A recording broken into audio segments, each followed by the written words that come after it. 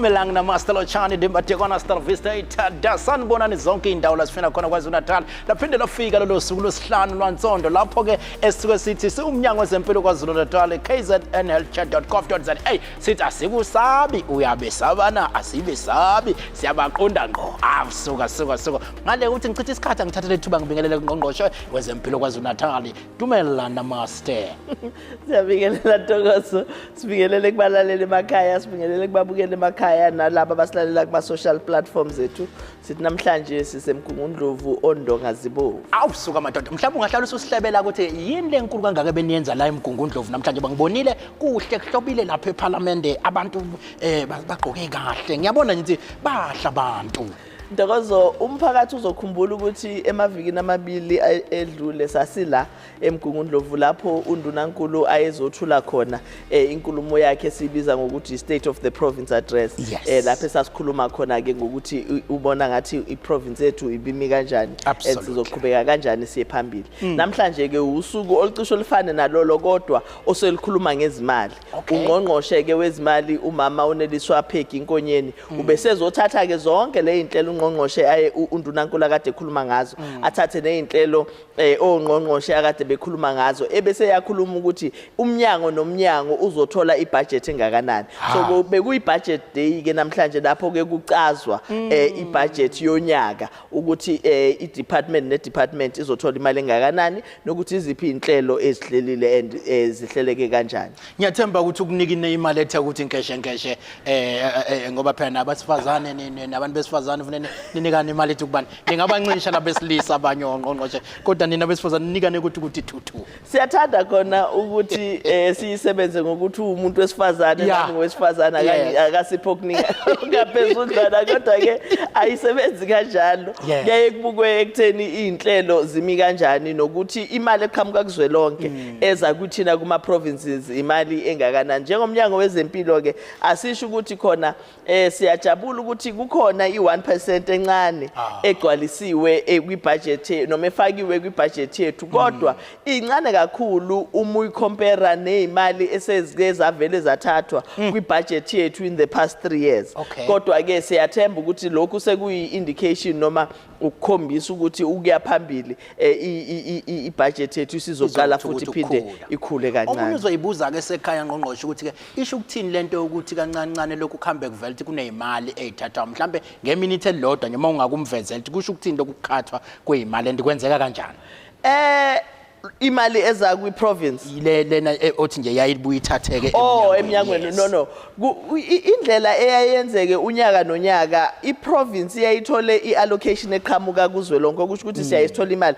njengoba bekhuluma uminister kazwelonke last week ekhuluma ngebudget esho ukuthi iprovince izothola malini ebese ke nathi ke uma sesiyitholile uNgqongqoshe ke weprovince ebese eyicaza kwimnyango yonke in the past 3 years bekutholakala ukuthi imali bezilethwa kwiprovince bekuyimali ezincane kakhulu onoma ezincane compared to eminye iminyaka ngenxa yokuthi saba neCovid kwa ziningi inkinga nje eziSouth Africa esibhekana nazo kubukwe nendaba ye-economy ukuthi imisebenzi khona yini ikhona imali eqhamukayo ikhona imali eyakhekayo ukuze sikwazi ukuthi sithole ama allocation yasiphoqa ke leyo nto ukuthi noma yaphoqa uhulumeni ukuthi kwehliswe imali kuwo wonke ama departments ngoba imali ezifike kwiprovince zehlile kodwa kulokho iprovince yaKwaZulu-Natali ithatha isinqumo sokuthi kunama departments amabili ebona ukuthi akufanele kuloko kuncishiswa imali kuyona ngoba uma kuncishiswa imali kulawo ma departments kusho ukuthi service delivery iya affecteka kakhulu uMnyango wezeMpilo noMnyango wezemfundo so kulonyaka ke bazamile ukuthi bangasehliseli imali kodwa kule minyaka emithathu edlule ibiloko yehla ngoba ibingehle eMnyangweni wezeMpilo kuphela bekuphoqeleka ukuthi yehle kuwo wonke ama departments ngoba phela imali lena eza kwiprovince enciphile kwayona so okusho ukuthi kufuna wonke umuntu athathe ikhadi but this time around ubuholi buthathe isinqumo sokuthi cha noma kunjalo kodwa uMnyango wezeMpilo noMnyango wezeMfundo awungehliselwa njengamanye ama-departments ngoba imisebenzi yawo ayifani. Absolutely. Njengamanje ke ngqongqoshe siyazi ukuthi kunesimo esikhona ezweni lonke jikelele. Kodwa nathi siKwaZulu-Natal asali ngaphandle siya-affecteka. Kunesiteleka esikhona njengamanje esigcina ke sifaka nabo abasebenzi bezempilo KwaZulu-Natal. Ngiyazi ukuthi usilethele abaka HR ukuthi banabazo besithathe besibeke ukuthi intimo kanjani. Kodwa niyasibona nasi isiteleka siqalile ngithi insuku zine manje siqalile. Ngabe sesin-affecte kanjani noma yini eyenzakalayo njengamanje mongathatha nje umuntu osekhaya umbeke esithombeni? Kufuna siqale ekutheni uqinisele ntokozo kunesiteleka esikhona izwe lonke, isiteleka nje lesi sase South Africa yonke. Bese siyavuma ukuthi abalaleli abasebenzi banelungelo lokuteleka, ilungelo lelo elikwi constitution. As long as be striker within umthetho.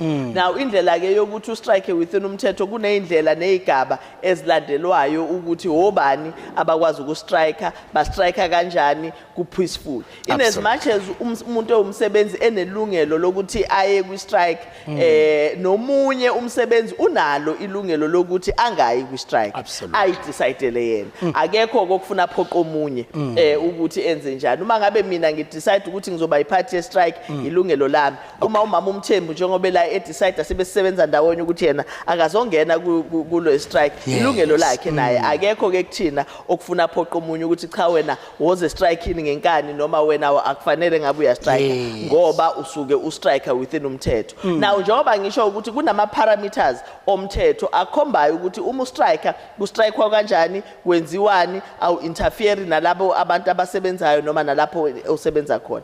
Kodwa bese kuba nomthetho omunye othinta abasebenzi ababizwa ngokuthi essential service.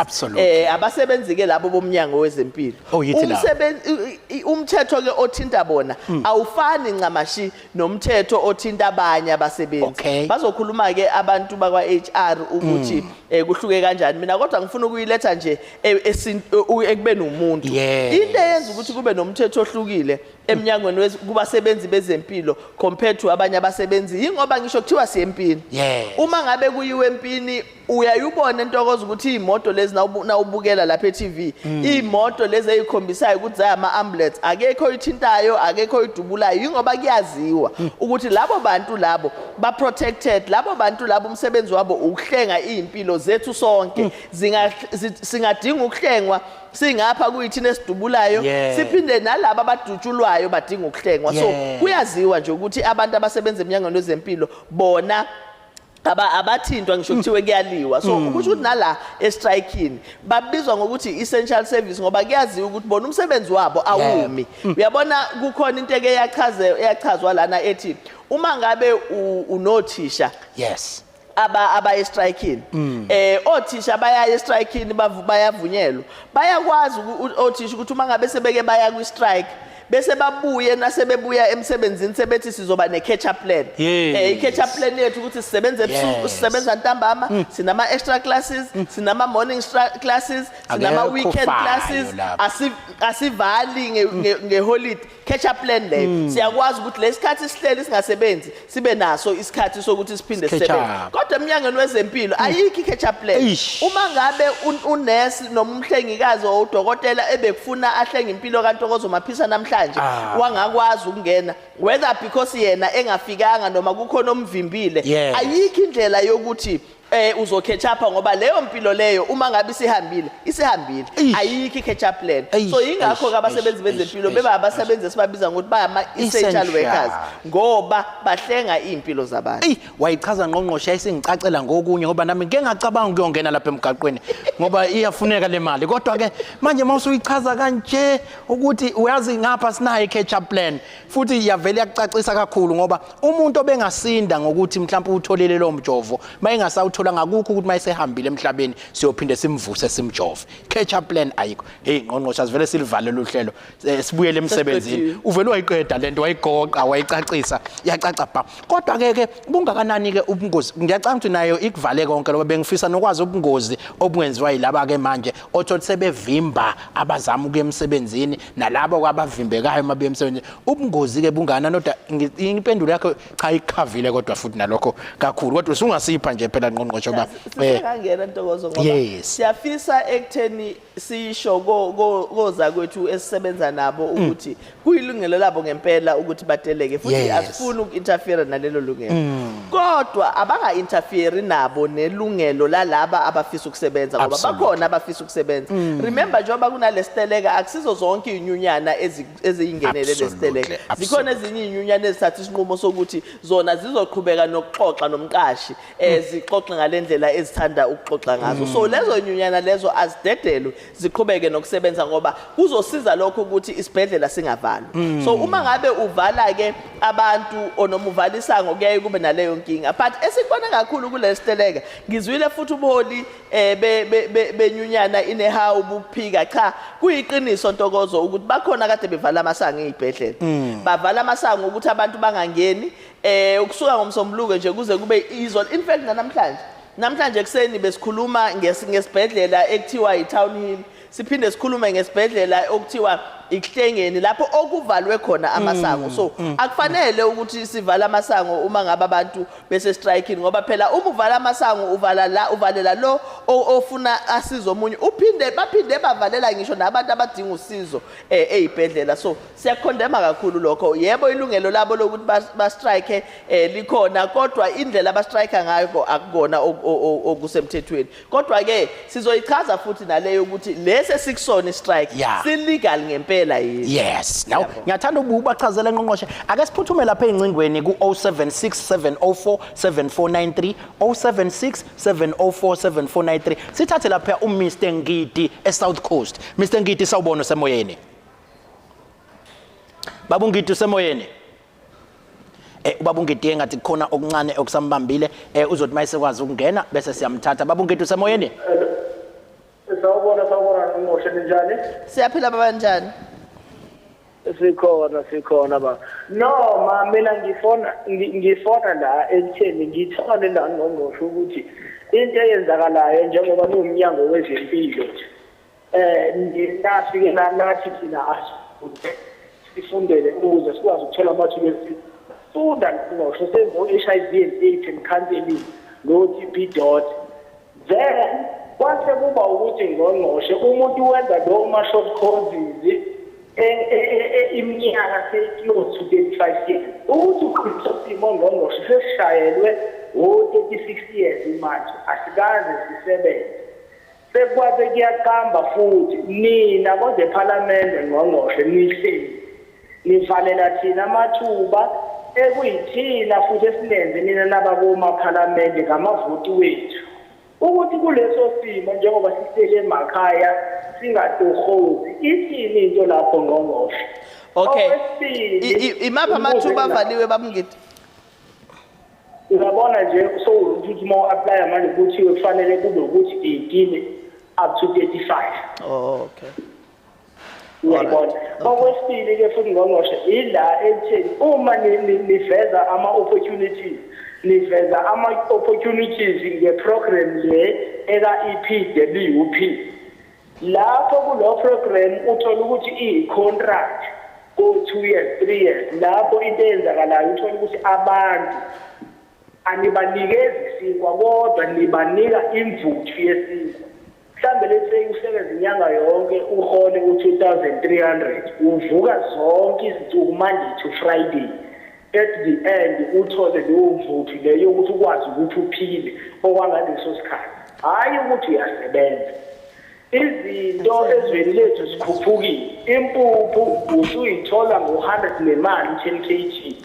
Babungidi ngiyathemba ukuthi ke isitholakala igist yombuzo bengizocela ukucheck ukuthi uwena futhi uVusi Morris oba ukhona uVusi Morris obuze same question lapha ku Facebook ukuze singabe sisayifuna oh hayi ke wenphela hayi ke siyabonga ke Bhutungidi yes no hayi I right kakhulu baba awigoqe kahle nalapha kwathi ku Facebook uzokuphendula ke kodwa ungqongqoshe Ngiyabonga. Siyabonga kakhulu ke lapha ku Facebook uVusi Morris uyibekile indaba yakhe nansi into uyayibona ngqongqoshe uthatha through ukuthi uthi ngathi mvuthuluka u2003 No asiqale ngale ye age Ntokozo uhulumeni akanaso isinqumo sokuthi kuqashwa abantu abana 35 years and above kuphela. Yes. Akulona iqiniso lelo kodwa yayikhona into yokuthi abantu abasha abaqasheki therefore kuma programs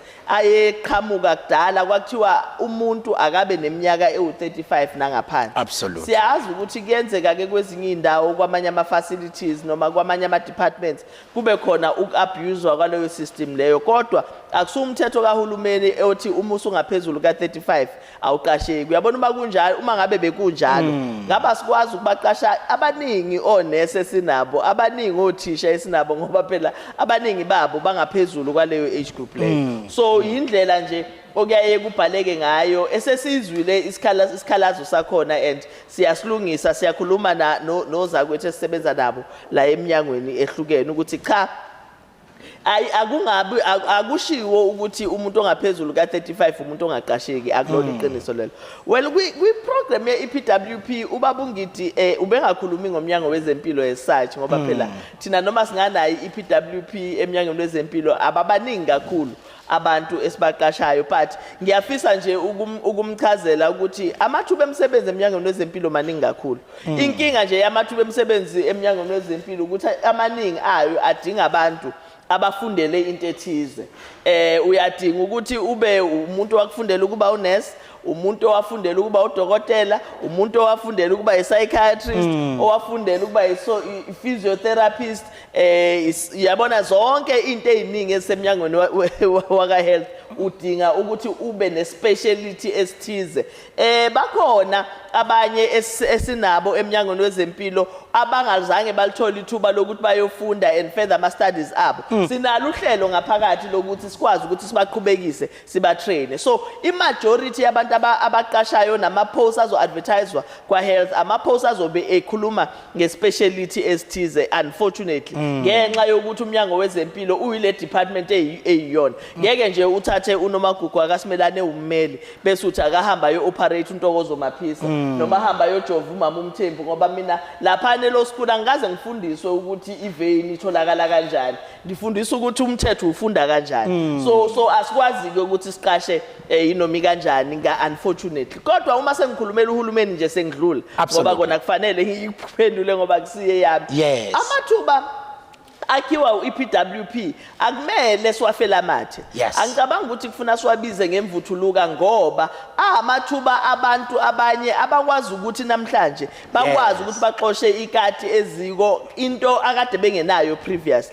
Kuyenzeka ke kube khona indlela yokuthi kuabuse isystem abantu bahlale kuiPWP baze bahlale isikhathi eside kakhulu. Kanti uhlelo lweIPWP uhlelo okufuna ngabe liyashesha abantu bangena u2 years baphume kungena abanye kungena abanye so that uIPWP intention ukukunikeza iexposure udlulele uye phambili. But uhlelo nolubalekile ngoba khona abantu namhlanje abangabulawa indlala ngenxa yokuthi bayasithola le stipend. Ka EPWP awuholi uthola i-stipend. Abantu abasebenza ka EPWP abasebenzi u5 days a week njengoba uMthembu esebenza. Kunama hours abawasebenzayo evikini. So le mali abayitholayo kusuke kuyimali ehamba ngehour. Ukusebenze u70 hours uthola imali ehambelana nalawo ma hours lawo. So yebo zikhona inhlelo okufuna ziqalwe uhulumeni futhi zikhona inhlelo ezikhona eziqalwe uhulumeni in terms of ukwakha amathuba emsebenzi but uEPWP ezinye zezinhlelo ezikhona lapho ezisiza imphakathi. Ake ngeke lapha kulumka Ndonga uthi nicabanga ukuthi asazi ukuthi le clause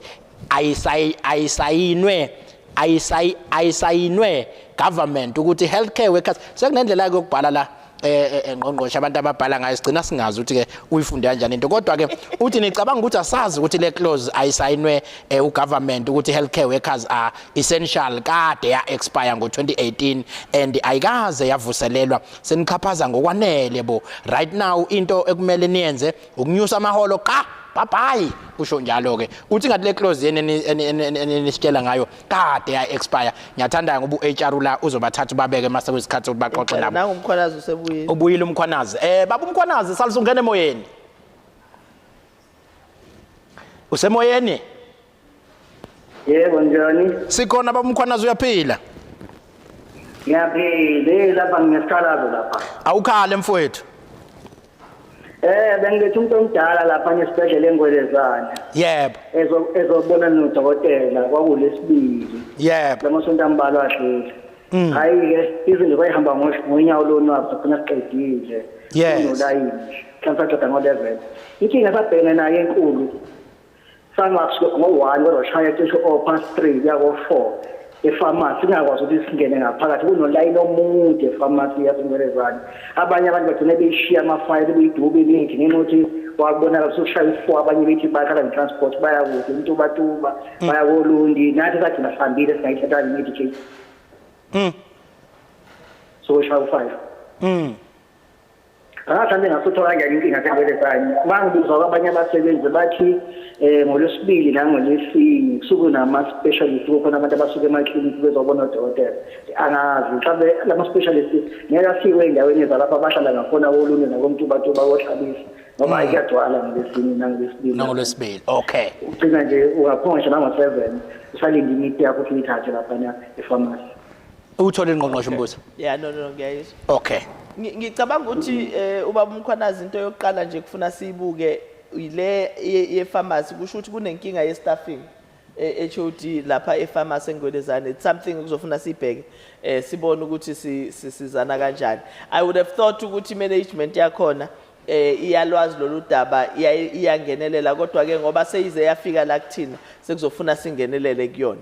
Ama specialists akhona and well not ngoba kuyibhadi kodwa iNgwelezane iyenye yezibhedlela eziyifew ezikwazi ukuthi zibe nama specialists abakhona. So uthola ukuthi kunabantu abafika eNgwelezane abaqhamuka emhlaba yalingana abaqhamuka eZululand abaqhamuka even eNewcastle. So yebo kona kuyaba busy einsukwini ezithize because of indlela ama clinic asuke bekwe ngayo ama specialists umefikile ngalezo insuku. Right now sihlela ekutheni sibe naso singisibhedlela esizoba khona lapha in the north ye province lapho kuzoba khona nama specialists angempela okuzosiza ke lokho ukuthi kunciphisa ama queues eNgwelezane so that ama specialists abe khona even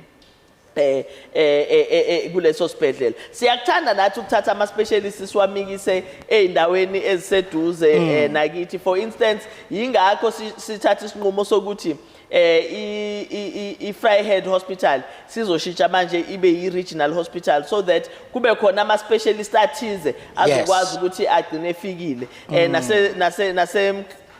nase Bethesda senze into efanayo siyashintsha so that isilethe ama specialist senzela khona njalo ukuthi siwasondezele eduze. But angeke sikwazi ukuthi sigcine sibe nawo ama specialist onke kuwo wonke ama districts ngoba kunama specialist abizwa ngokuthi ama super specialist asebenzela ezibhedlela ezithize futhi nawo ubuningi bawo angemaningi kakhulu. So kufuna sikwazi ukuthi siwaqoqele ndawonye. Ingakho kwesinye isikhathi uthola ukuthi umuntu egula ehlala endaweni efana no Newcastle eVryheid eManguzi kuthiwa hayi wena lesigulo sakho sesidinga manje uye eNkosi Albert noma sesidinga manje uye eGrace Hospital ngoba lawo ma specialists asuke lapho kuphela.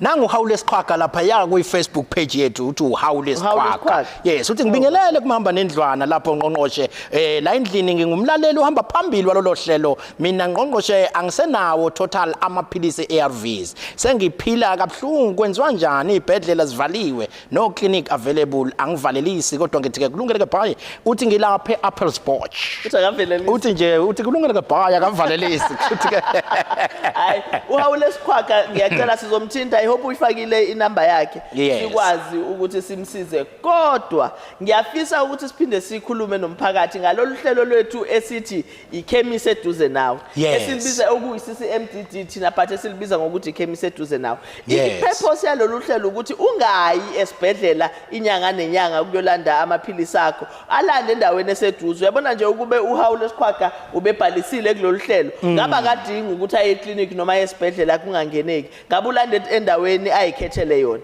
So siyacela ke abantu ukuthi ababhalise kulelo uhlelo lolo ngoba lusize endaweni ezifana nalezi. Uma ungasakwazi ukungena esibhedlela kodwa amaphilisi uyakwazi ukuqhubeka uwathole, but sizokhuluma naye sibone ukuthi simtholela kanjani amaphilisi eduzane. Qale ukuthi ke ngichithe isikhathi angiqale ukuthi ke ngibingelele kuMnozipho ngithi mhlawumbe uMnozipho Mthembu uyena ke umphathi jikelele kaHR eMnyangweni. Ngicela ukuthi ke introduce ukuthi ubani wenzani eMnyangweni ukuze abantu beqonde kangcono sikhuluma nobani namhlanje. Ngiyabonga kakhulu Ntokozo, ngibingelele ku MEC wethu uNomagugu Simelane no SOD nozakwethu abakhona. Absolutely. Mina nguNozipho kaMthembu, Chief Director wa Human Resource. Yes. Njoba igama lisho nje sibhekeleleke sundaba zabantu, sibhekelele indaba zabasebenzi. Yes.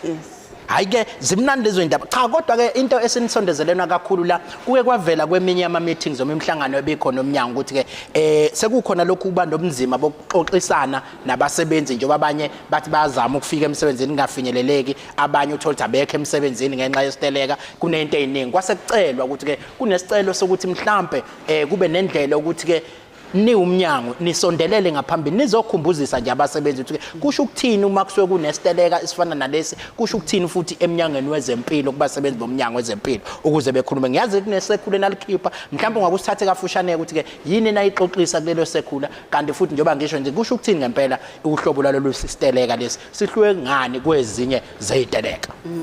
Ngiyabonga kakhulu Ntokozo.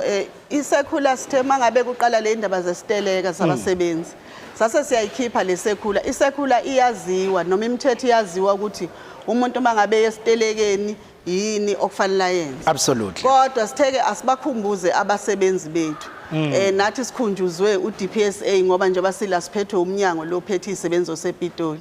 Sase siyayikhipha lesekhula. Kule sekhula besichaza ukuthi lesi siteleka esikhona as much as ukuteleka njengoba dechaza uNgqongqoshe kusemthethweni. Yes. In terms of section 64 we Labor Relations Act. Absolutely. Kodwa lesi esiqondene nathi siuMnyango wezeMpilo asikho sona emthethweni ngoba thina su essential services. Yes. In terms of section 74 of Labor Relations Act. Kusho ukuthini lokho?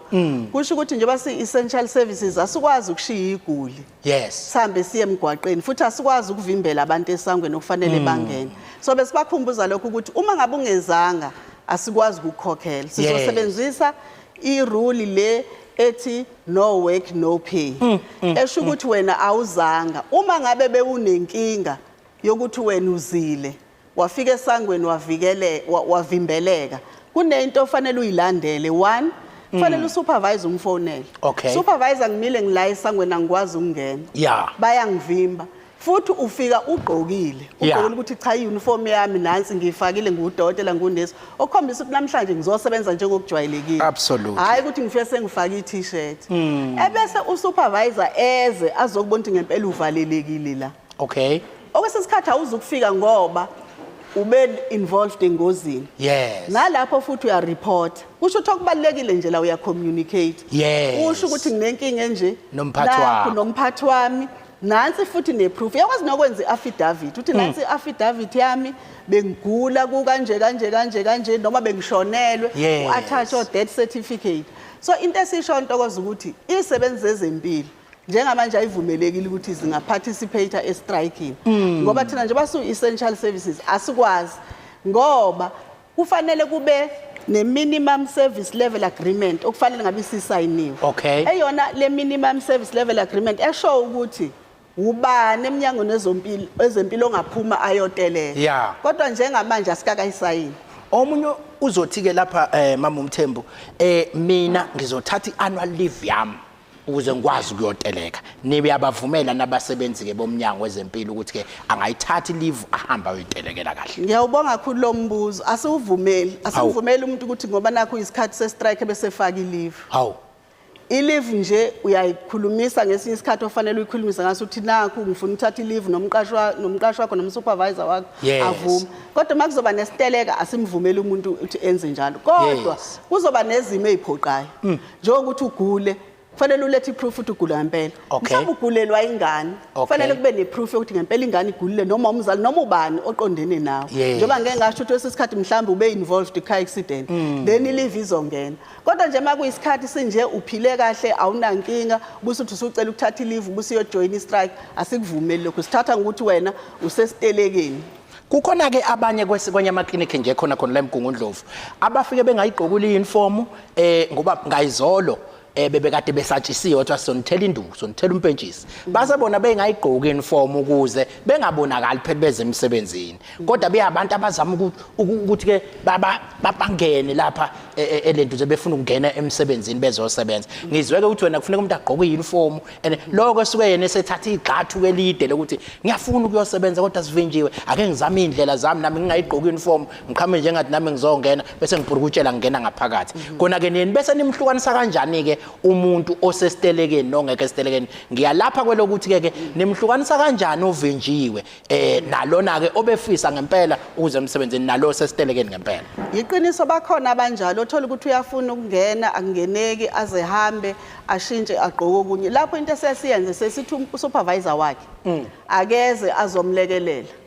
afika identify ukuthi cha lo uze la ngempela ingakho sithi kulento le ukhiyo omkhulu ukuthi i-communication between umqashi nomqashi kakhulukazi yo immediate lo supervisor sondele oyena reporter kuyena uyena okusiza ngaso zonke ikhathi ngoba noma ungasezanga futhi emsebenzini uyena okufanele akucharge ukuthi awuzange emsebenzini kodwa uma ngabe wenzelelo gxathu lokuthi uze ugqoke ezinye ingubo ufuna uze emsebenzini siyakujabulela kakhulu lokho but mbize still supervise ngila esangweni bayangivimba ngigqoke kanje isizathu ngigqoke kanje ingoba ngingeneki kodwa ngiyafuna ukungena so ngizama ukusho ukuthi into ebalekile ukuthi umphathi wakho ubalekile absolutely ngoba nenhloko omnyango esikhona sithathe lethu wasibingelele siyamukela ohlelweni asibingelele maphisa asibingelele kubabukeli nabalaleli sibingelele kumphathi wethu sonke la imali yethu la uyena oholelayo maye ngathi nje namhlanje uyayibambe kayechodi email ayiphumi manje inhloko omnyango ngoba nawe usukhona nansi into yesiteleka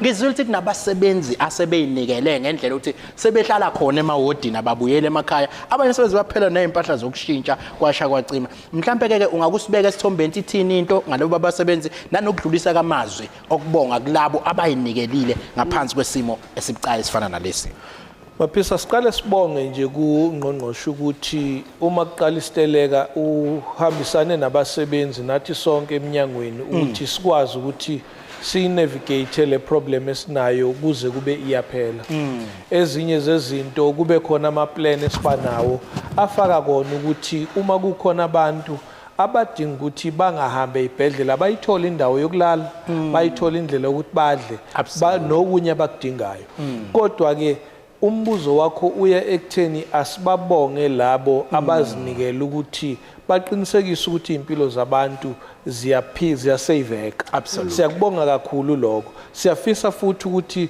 sibanxusa ukuthi bangakuyeki ukukwenza nalabo abatelekile nalabo abathi bavinjiwe siyafisa ukuthi bayifunde lento ebalekile kuthiwa i-communication because ungavinjwa ngempela uthola ukuthi usuze wasaba nokuya emsebenzini kodwa yisho ke phela ukuthi nginale nkinga so siyabonga kulabo abayinikele nalabo abasaqhubeka nokuyinikela siyacela futhi ukuthi nalabo abatelekile njengamanje kunemithetho elandelayo futhi eyaziwayo asiyilandeleke sonke okubalekile la akubona ukuthi thina sobani ukuthi sinama client ekufanele siwa satisfy and uma senza amaphutha unfortunately akubi isimo sokuthi hayi leyangane ifaili lizophinda ushona umuntu bese kuba umndeni othinteka kabi kuyabaleka ukuthi sikubeke la Mama Mthembu mhlambe ke omunye umuntu uzoyibuza ngoba kuthiwa i-information engaphandle elapha ya efika kubantu ngabe indaba nenhlelo ezihlukahlukene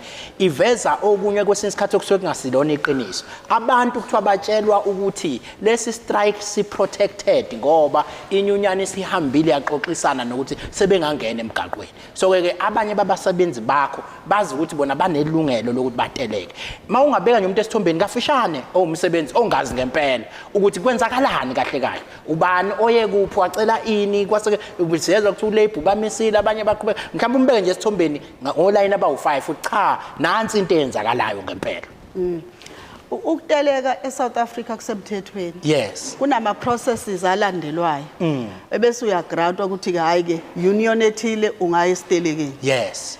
Bese ke kuyatelekwa ke njoba ngishilo. Absolutely. In terms of i-Labour Relations Act ngoba yona esisebenzayo. South Africa is very democratic. Okay. Kodwa ekutelekeni kwethu. Yes. Asifani singama department. Okay. Khona le yethu oku health. Yes. Kube khona namaphoyisa namanye okuthiwa wona afola under essential services. Okay. Lo essential services usho ukuthi awukwazi wena ukuyoteleka ushiye labantu ngoba kade lokho echaza uNgqongqoshe. Yes.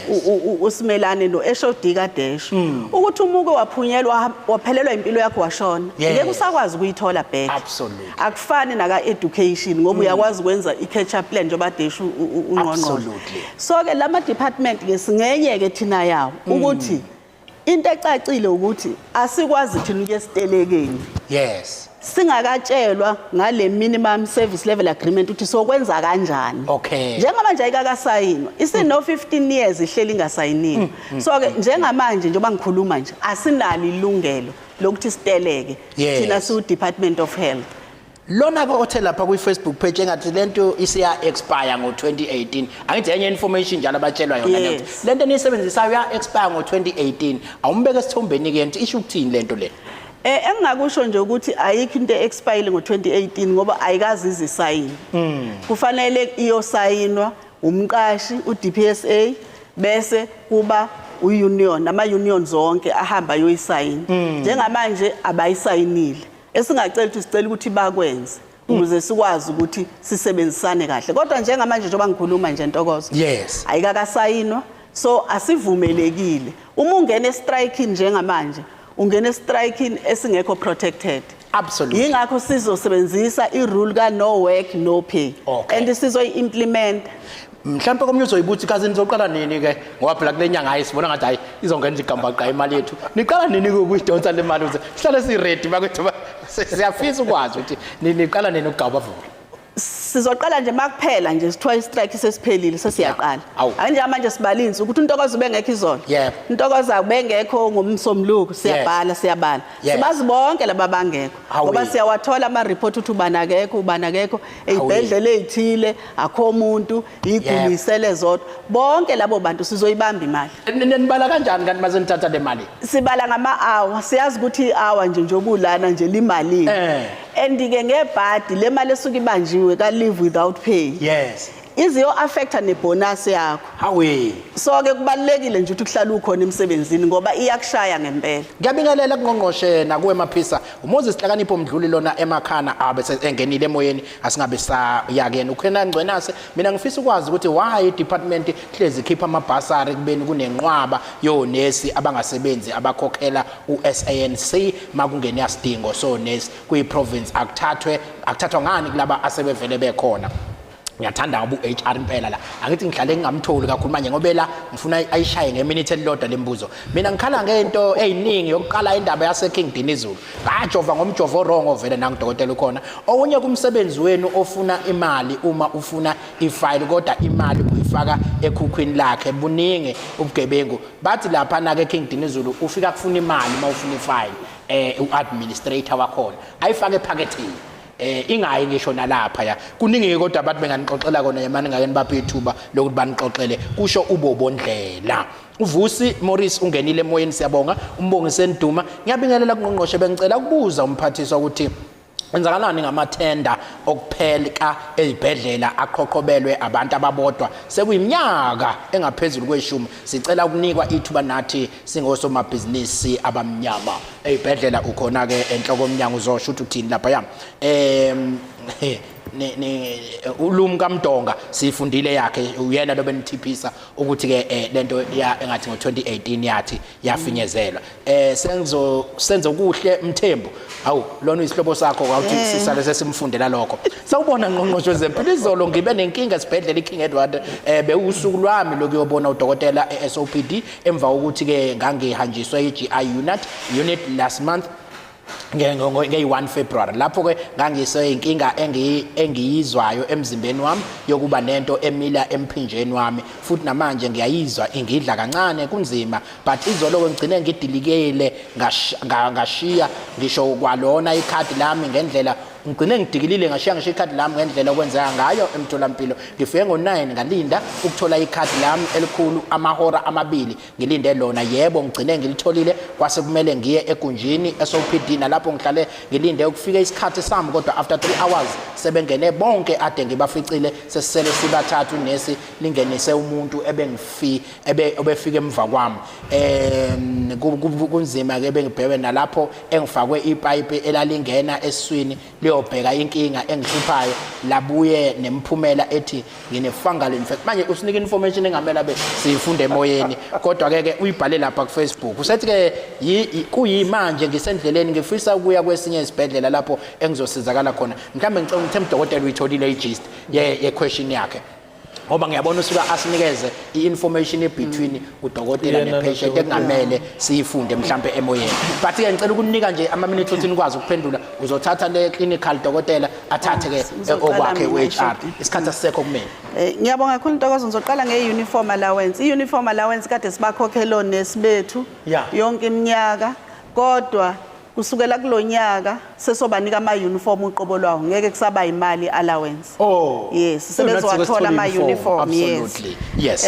appointment ePixley kodwa nibabuzile nje abafune nemali mhlawumbe bathanda imali kodwa kasingana ayikwavunyelwana ngoba kwenziwe kwi-bargaining chamber kwavunyelwana nama-union seqediwe nje sekuthi thina sibanikeza absolutely okay and then ama-appointment asePixley naseNkosi sesawenza asePixley yes sesiqashile Pixley okay kulanto OR iningi kakhulu iningi bese kuthi amabhasari why siyawakhipha ngoba as you know ukuthi i-Department of Health i-labor intensive siyadinga amanesi so futhi ayaguga nawo so kubalekile ukuthi lokhu siwa trainer absolutely ukuze mangabe la segugile sikwazi ukuthi sithola abanye sibafake qhubeke kanjalo kungami ungafika esibhedlela kuthiwa ayikulonyaka asizukuba nawo amanesi ngoba asiwa replaceanga esegugile so ke siyaqhubeka ke njalo siyawa train ingakho ke siwa train hayi ke ngiyathemba ukuthi uyikhave yonke imibuzo ebheka undaba zabantu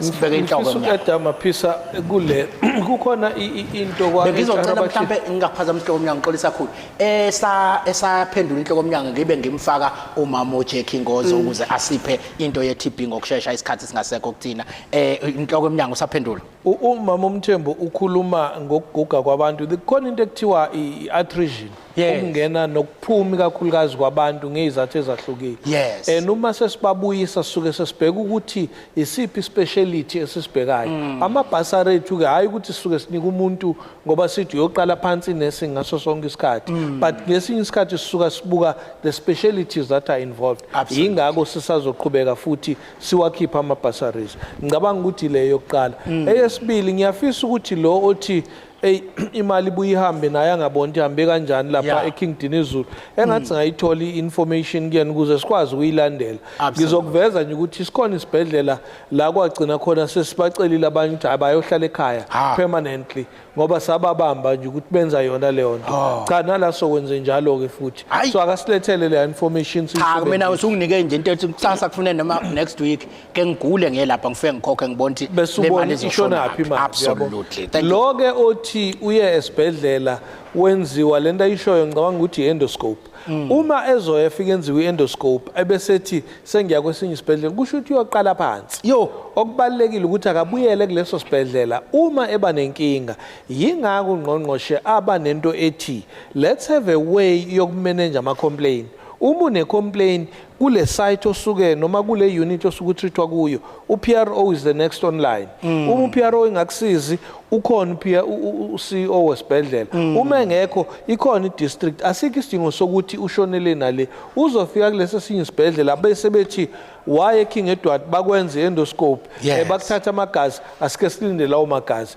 isikhathi sande kakhudlwana ingakho ekufuneka abuyele khona nani leyo yokuduba ukuthi ngoba mina sengihlala u3 hours ngeke ngisayimeli ukhona omunye engake ngathi ese-clinic mase ngimfonela 30 minutes down the line wathi ngibhizi kabi mina ngeke ngibuyele kuleya clinic ngizobabona kusasa futhi ngizoya kwenye iclinic manje awubusazi ukuthi uyilungisa kanjani noba uthi usuqedile wena ngapha ukuthi usibanibani uyeza mtreateni bese ningitshela bese kuba uyena othakayo asingayi leyo kuduba singayithatha kodwa nathi sizozama ukuthi sinciphise i-waiting time ezibhedlela absolutely ngoba kona ukulinda akusiwumdlalo ngale kokuchitha isikhathi asithuke ngejubana sibhekene lapha ngazi noma ngithi usisi noma ngithi umama kodwa ngizothi mama for the sake of ukuthi ngingashawa mangiphuma la umama uJacqui Ngozo okuyena ke osiphathele i-Directorate Lecture Strategic Health Services no la namhlanje ngoba inyanga le HOD okuyinyanga la sike sibuka khona isifo sofuba but ke ngale ukuthi ngichaze kade ngayo ngoba uyibona abesengamele lolu hlelo ngizocela ke usibingelele ukuthi ubani wenzani eMnyangweni bese usitshela ukuthi isho ukuthini lento yenyanga yesifo sofuba KwaZulu-Natal. Siyabonga mphathi hlelo ngibingelele inhloko yoMnyango ngibingelele bonke abalaleli njengoba esethulileke umphathi hlelo nguJacqui Ngozo ngibambe isifo sofuba lapha no HIV kubizwa ngesekuhlangene strategic health programs Absolutely. Njengoba sazi ke uMarch kuhlale kuyinyanga yokugubha usuku le-TB sifo sofuba so okubalekile ke siyaqashisa ngalenyanga ukuthi bonke abantu abaze siba screen siba teste sibafake ku treatment kunanezinto ke nje esifundisa ngaso isifo nokuthi mawusunaso kufanele uyiphathe kanjani kufanele udle kanjani amaphilisi so yikona ke sobe siphuma nje sishaya imshikashika eindaweni ezihlukene kuyo yonke province ukuze siqwashise abantu bakithi ngoba isifo esidala lesi asikho isidingo sokuthi abantu bangabe basashona bashibulawa ilesifo kodwa ke uma sibuka inombolo baningi kakhulu abantu emhlabeni wonke abasashona bebulawa lesifo ikakhulukazi khona la esifundazweni sethu KwaZulu-Natal. Mhlawumbe mangobekela umuntu ekhaya ngiyazi ukuthi sekwakhunywa kakhulu ngesifo sofuba wonke umuntu uyitshela ukuthi uyasazi kodwa kafushane nje mawungathi umuntu ngeminute elodwa umtshela ukuthi siyini isifo sofuba.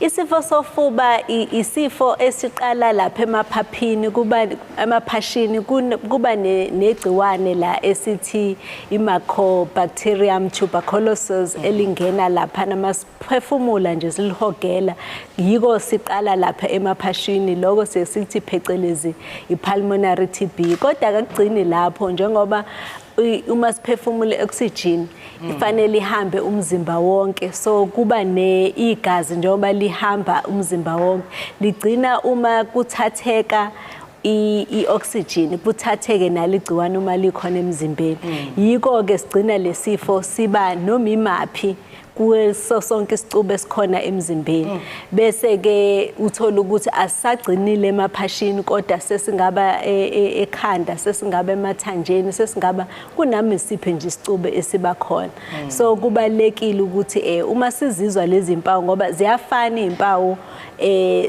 zaso lesifo uma semaphashini noma sisesezikwezinye izicubu emzimbeni Siyisifo sithelelanayo sithelelana kanjani? Siyisifo esithelelanayo njengoba ngisho ukuthi sihambe emoyeni uma uphefumula nje uma uhlele eduze komuntu onaso noma uhlala nomuntu onaso uphefumula nje ngenzeka uma umzimba wakho untekenteke awususitholile lesifo. Siyami ngiyazi ukuthi ke kukhona othi mayikade edla amaphilisi abese yanqama ukudla amaphilisi bese sigcina sesiba isifo mhlambe ezidlulela sibe phezulu kakhulu nenithini ke ukulapha abantu ukuthi na mawukade udla amaphilisi kubaleke ngathi uhlale uwadla njalo mawuthi usudefaultile ke noma usuyekile ukwadla la ubuwadla sekufuneka uwaphinde kwesibili yini okusuke kufuneka uyigade uhlelo olihamba kanjani lelo?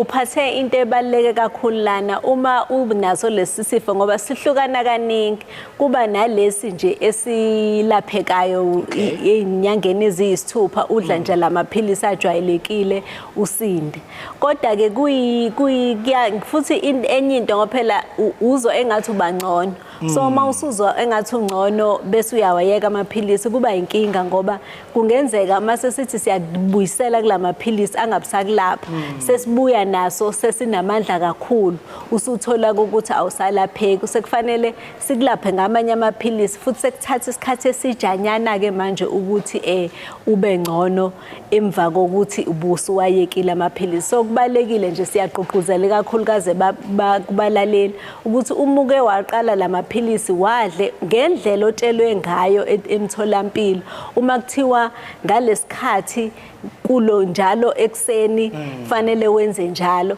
uze uwaqede kuze kushe ubona ngoba uyahlolwa lana bayathatha isikhwehlela sakho uma kuukuthi sisemaphashini ukucheck ukuthi kuhamba kanjani ayakusiza yini amaphilisi noma ususindile yini so kubalekile ukwathatha ngendlela otshelwe ngayo loMnyango awusiphe kafishane imessage ebenifisa ukuyidlulisa namhlanje noMnyango wezeMpilo kubalekile ukuthi siwuMnyango sicele kubantu abasebenzisana noMnyango ama client ethu noma ama patient ethu ukuthi asibekezelele ngoba uma beya kuma facilities ethu bazothola inkinga zokuthi kune shortage ye staff kuzoba nama delay akhona ngenxa yokuthi ezinye izinto azenzeki kahle siyafisa ukuthi babambisane futhi nathi ba understand ukuthi nalabo asebenza bakhona nje bane element yabo ye exhaustion abanayo kodwa bayazikhandla kakhulu ukuthi engathi bonke abafikayo bezofuna ukusizwa bangasizakala siphinde sicele futhi ukuthi bona laba abazimisele ingathi bangaqhubeka nokuzimisela laba abatelekile ngenxa yokuthi eseyichazile umama uMthembu wayene essential service engathi bangayiconsider bayibheke lento ukuthi iimpact yayo izothini namhlanje nakusasa bese bebuya silungele ukuxoxisana nabo kodwa noma singeke savumelana nabo ngaphandle kwemithetho eguide icountry yonke siyafisa ukuthi engathi konke lokhu kungenzeka ukuze kudlule into ebalulekayo ne-core service yethu ukuthi sinika abantu ama-healthcare services ngakho sonke ngathi sikabambisana nalabo abanye ama-stakeholders bambisene na SAPS, imetro nabanye siyafisa futhi ukubonga ukuthi bayasiza ukuthi isimo kube ngathi siba normal ey'ndaweni zethu baningi bezofisa ukufihla kule weekend kodwa ngesimo sokusebenza lapha ya emakhazeni kungenzeka kube nama delays lapha nalapha kodwa ngicela kuqhamuke kwinhloko yomnyango ukudlulisela emndenini nasemphakathini ukuthi ke iziphi izinto ebeniyiplanele ukuthi nizozenza nanokuthi ke abantu bethu sibekezelela kancane mabili ama delays maphisa ngifisa ukukhulumisana nawe yokuqala ile yokuthi ekhaya nibize ambulance ingafiki ngesikhathi so fisa ukuthi bangalwisani nabantu bethu bama ambulance ukuthi bebezihlalele la bezihlalele khona isimo ababhekene naso bathi noma sebesukile eindaweni la besuka khona bayithole bevinjwa kwezinye indawo siyacela ukuthi babambisane nathi okwesibili siyafisa ukuthi imndeni uma ihlela ukungcwaba noma ukufihla ngayiphi indlela abafihla ngayo engathi bangabambisana noMnyango ukuchecka nje ukuthi isiyenzekile yini lento esithi postmortem ukuhlonza ukuthi lo muntu ushone ngandlelani bese sibona ukuthi inhlelo zenzeka kanjani bangahleli bese kwenzeke zonke inhlelo kutholakala ukuthi umzimba awusakwazi ukuphuma lokho kusifaka enkingeni nathi ngoba uma umuntu engashonanga ngalendlela ekuthiwa a natural cause kudingekile ukuthi siyenze le postmortem siyafisa ukuthi babambisane nathi kodwa siphinde sixolise ukuthi kuzoba khona lawo ma delay esizama ngawo wonke amandla ukuthi kulungiseke kokunye babambisane futhi nathi ukuthi bazofika emotuary labe bazi ukuthi umzimba wabo ukhona bawuthola ungekho ngoba siwuthathe sahamba sayowusebenza la usetshenzwa khona siphinde siubuyise bangakuboni lokho engathi kukhona ubukhoshosho wenzakalayo suke sizama khona ukuthi sisize bona phuthumise no sibonga kakhulu inhloko yomnyango ejubane lideke Sithandiwe Monegi ngazi uma ngubiza kahle noma ngathi uMonegi noma uMenaji Monegi awusuka madoda umfowethu udadewethu kwele uyena osibambele lapha udirector wa nutrition ngiyacela ukuthi ke asithathe nje kafushane nje ubani igama lakho wenzani la eMnyangweni ngiyabingelela ku inhloko ye department nabalaleli nababukeli ngiuSithandiwe Monegi ngi-assistant director ka nutrition ngi-dietitian ngi-profession lo bhekelelene ngezindaba zokudla yibo Ngiyazi ukuthi lenyanga futhi i-World Salt Awareness Day nokuyinto ke esiye siyibone abantu abaningi beyisebenzisa kakhulu futhi beyisebenzisa kabi. Mhlambe ke ungasibeka sithi kusho ukuthini lento yosuku le-World Salt Awareness Day? Isonto leli esisebenzisayo ukuqwashisa ngokubaleka kokwehlisa ukudla okunosawoti. Ngizobeka nje ukuthi sinenkinga la eSouth Africa nala eKZN ngesifo lesisithi hypertension okuyi-BP ephezulu. So lesifo lesi kuyatholakala kubheka ucwaningo ukuthi into esimosha kakhulu indlela esidla ngakhona usawoti. Ngokomthetho kufanele ngabe okungcono ngosuku kungeqi kwisipuni nje likasawoti. Kodwa inkinga esinawo usawoti awubona lo esiuzwa nge-taste kuphela. Oluningi uhlobo lucashile la ekudleni ama-preservatives siye sikubize ngo-sodium.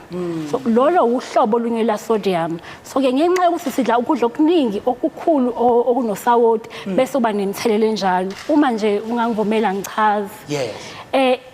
Kunokudla la okungekho natural esiye sithi phecelezi ku-processed. Kungene kwenziwa izinto ezihlukahlukene njengama sausage, singabala opholoni, izidlo lezi ekusike during the processing period bafaka usawoti omningi. So lezi zidlo lezi jwayele ukuthi zibe cheaper futhi inambitheke kangconywana ngokujwayela kumzimba.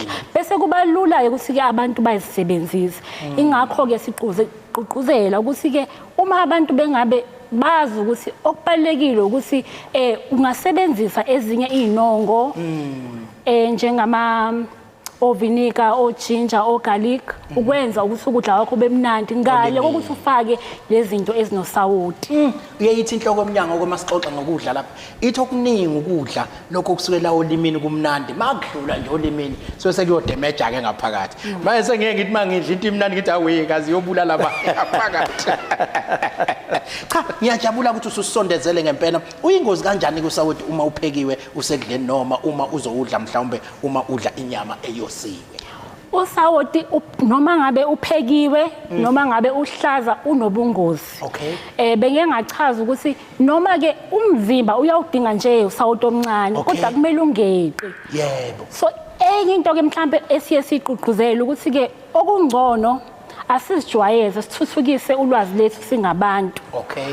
Sifunda ama labels ukudla nokudla uma ukuthenga esitolo kuba netafula la kuthiwa table of nutrient content. Kule table le uma ngabe singazijwayeza ukufunda ukubheka ukuthi ngabe usawoti uma singabheka nje igama elithi sodium ungakanani uma ngabe uqhathanisa nokudla okufanayo kwaleyo nto leyo usuku uyoyithenga. Uma ngabe per 100 gram into ekuthiwa sodium inkulu uzokwazi ukuthi ukusiza ukuthi ukhethe nawe ukuthi uzokhetha lokho no sodium omncane. Kuyenzeka ke mhlawumbe lingabi khona lelo tafula ubheke la kulento ekuthiwa ama ingredient uhla lwezithako ezikuloko kudla lokho sikuzokuthenga. Uma ngabe usawoti noma igama elithi sodium li amongst lezi zinto eziwu3 ezikule list kuzama ukugwema ukuthi ungakusebenzisi noma ungakuthengi lokho kudla. Ngenxa yokuthi ngeke ngachaza ukuthi uma ngabe sesudla kakhulu losawoti ke kuzosinyusela i-hypertension. Le-hypertension ke iyingozi kakhulu ngoba iyesehlisela isikhathi noma lokho sithi life expectancy uyehlisa isikhathi abantu abaphila ngaso kanti sifuna ukuthi abantu baphile isikhathi eside baphile futhi bathokoze nje kube kuhle kungahlushwa ukugula ngoba sesize sakuthola ikuphi ke neni ukudla neni igqugquzele kubantu ukuthi cha nakho ukudla okunempilo ngempela uma ufuna ukugadla ukuthi ungayitholi abanye ke dokotela baze bethola into ezithile emzimbeni yabona ayisanyakazi ngokufanele futhi ezinye yobhoza basaqini yabona usekuneyinkinga ngenxa yakho njalo ukudla okungafanele. Ikuphi ke lokudla nina njengabantu bama nutrition lethi yidla nakho ukudla nguzinto zakho lokhu zakhahlela ngendlela efanele nanokuthi ke lokhu uphilile yini neni igqugquzele ngiyangizwe nithi abantu abayivoca voce bajime yimiphi imthelela ebakhona ngenxa lezo zinto kafushane? Kuzoba nzima ukuyisonga indaba yokudla ngendlela enempilo. Kodwa mangase mhlambe nje umyalezo ongaba ongagoqa ongasummarize akukho ukudla okugodwa ogqugquzelwayo okunempilo. siye sithi abantu abalandele uhlelo lokudla ngempilo olukhuthazwayo la eSouth Africa esithi ama-food based dietary guidelines. Lokho kuyizaluleko ke zokuthi asidle ukudla okuvela kwimaqembu ahlukahlukene okudla ngoba sidinga imisoco from ama group noma uhlelo ohlukahlukene. Akekho umuntu ongakhula abe ne good quality of life edla ukudla okuvela endaweni eyodwa. Umzimba udinga imisoco ehlukahlukene. Bese siyaqaphela ukuthi ke sigweme ukuthi siskiphe noma seqe izikhathi zezidlo. Akube isikhathi sasekuseni sokudla uyayidla ibreakfast. Akube isikhathi sasemini uyakuthola ukudla kanjalo nesikhathi santambama. Lokho ke kwenzela ukuthi umzimba ungavilaphi bese usufuna ukudla sewudla kakhulu ngokweqile. Maphisa asibonge lolu hlelo namhlanje siphinde sibuyele kuleya nto ethi isiteleka esikhona siyafisa ukuthi engathi singasheshe siphele. Siyafisa ukuthi engathi abantu bethu bangasheshe balithola usizo abalidingayo. Nako ke njalo ukuthi uma bethola isikhathi bake bayihlalele nje bayihlaziye lento ohlala ubatshela ngayo noma ungabavalelisi into engiphatha kabuthi awubavalelisi kodwa ke bayihlaziye lento ukuze babone ukuthi imlayezo le esikhulumayo iyabasiza yini lokho kuzokwenza ukuthi nami mase ngibuka imali ngibona ngiyakunika noma ngikunike ilapho nje indaba kodwa ke emakhaya ngiqala icampaign namhlanje ake nibhale into niyasizakala yini ngalolu hlelo ngoba uthi uzolivala inhloko yoMnyango makuthi ke alunisizi kangako emakhaya shothi konke ke sekulele kunina ukuthi siyaqhubeka nokunilethela indaba ezimnandi kanje sinilethele odokotela izingcwepheshi zokudla siyilethela nayo udokotela yabona nje mawuyombona ukuthiwa uyamconsulta funeka uphathe u500 noma u600 obu udokotela ukhokhe noma ukuthuza ngemedical aid nami ngeke ngithi ngiyanokha la kuthiwa nayo medical aid ngithi cha ngifuna inhloko kuthiwa udokotela uqala la no kulolu hlelo njengoba sesishilo kazivalelisi sithi kulungile ke bye.